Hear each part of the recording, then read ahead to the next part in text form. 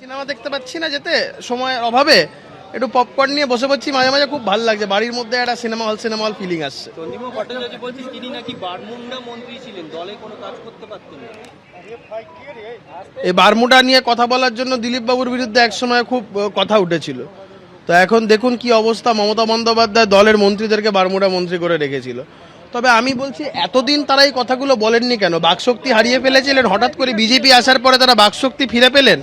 এই যেমন ধরুন 21শে জুলাই কমিশন নিয়ে হঠাৎ করে কাকুলি দেবী এখন একটা চিঠি লিখলেন, খুব ভালো, আমরাও চাই এর তদন্ত হোক, কিন্তু এতদিন কি কালি ছিল না পেনে, না মানে কাগজ খুঁজে পাওয়া যাচ্ছিল না? দুর্দান্ত একটা এন্টারটেনিং বিষয় হচ্ছে, যে কোনো মানে থ্রিলার সিনেমাকেও হার মানিয়ে দেবে, অসাধারণ। গতকালকে মেট্রোপলিটনে যে তৃণমূল পার্টি অফিস সেটা রিপোর্টারদের হাতে তুলে দিয়েছেন তিনি, এরকম অভিযোগ করেছেন মমতা বন্দ্যোপাধ্যায়। তার এই মন্তব্যে তিনি দুঃখিত এবং সেই ক্ষোভে বা সেই কারণে তিনি দল ছাড়ছেন। হ্যাঁ, আমি কালকে শুনছিলাম তৃণমূলের একজন বলেছে চন্দ্রিমা ভট্টাচার্য নাকি এই অফিসটা তুলে দেওয়ার ক্ষেত্রে টিপারের কাজ করেছে। ওই এরকম মার্ডার কেসে লোকেরা টিপার হয় না, তো চন্দ্রিমা ভট্টাচার্য, তৃণমূলের নেতারাই নাকি বলেছেন চন্দ্রিমা ভট্টাচার্য অফিসটা তুলে দেওয়ার ক্ষেত্রে টিপারের কাজ করেছে। মমতা বন্দ্যোপাধ্যায় বুঝুন না কাদের নিয়ে ঘর করেছেন এতদিন ধরে।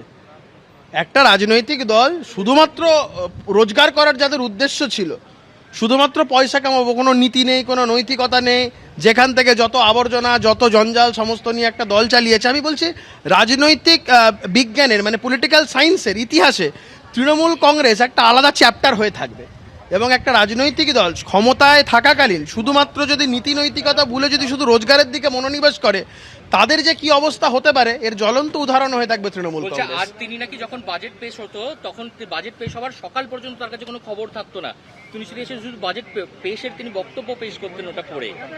দেখুন মহিলা তো, তাও আমি বলছি খারাপভাবে আমার কথাটা নেবেন না, এই কথার উত্তরে ওই সেই বলেছিল না, শোনা গো আমার খুব কষ্ট হচ্ছে বলো। একেবারে প্রাক্তন মুখ্যমন্ত্রী মমতা বন্দ্যোপাধ্যায় সেই পদত্যাগপত্র, সেটা উল্লেখ করে পদত্যাগপত্র মমতা বন্দ্যোপাধ্যায়ের কাছে ইতিমধ্যেই চন্দ্রিমা ভট্টাচার্য তিনি পাঠিয়ে দিয়েছেন। তৃণমূল কংগ্রেসের রাজ্য সভানেত্রীর দায়িত্ব দিয়েছিলেন চন্দ্রিমা ভট্টাচার্যকে মমতা বন্দ্যোপাধ্যায়, সেই পদ থেকে ইস্তফা দিয়েছেন চন্দ্রিমা ভট্টাচার্য। তারই পাশাপাশি দলের হয়ে বিভিন্ন ব্যাংকের সই করার দায়িত্ব থেকেও ইস্তফা দিয়েছেন। নির্বাচন কমিশনে দলের দায়িত্বপ্রাপ্ত স্বাক্ষরকারীর পদ থেকেও ইস্তফা দিয়েছেন চন্দ্রিমা ভট্টাচার্য। এবং কিছুক্ষণ আগে যে ছবি আমরা দেখলাম, বিধানসভায় পৌঁছে গিয়েছেন চন্দ্রিমা ভট্টাচার্য এবং সন্দীপন সাহা, ঋতব্রত তৃণমূলের সন্দীপন সাহা, তিনি সিনিয়র লিডার হিসেবে চন্দ্রিমা ভট্টাচার্যকে স্বাগত জানিয়েছেন। চন্দ্রিমা ভট্টাচার্য কি বলছেন শুনবো।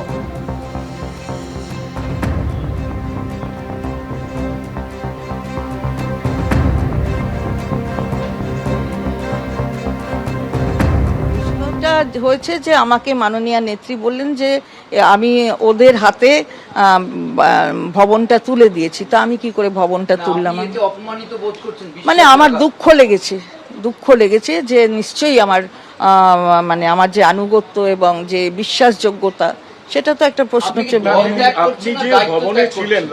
দায়িত্ব তো ত্যাগ করেছি, দলের কি কি করছি না করছি, দায়িত্ব ত্যাগ করা দল ত্যাগ করা ব্যাপার সব একই। এখন অনেক কিছুর এর মধ্যে অনেক হেরফের আনাতানা রয়েছে।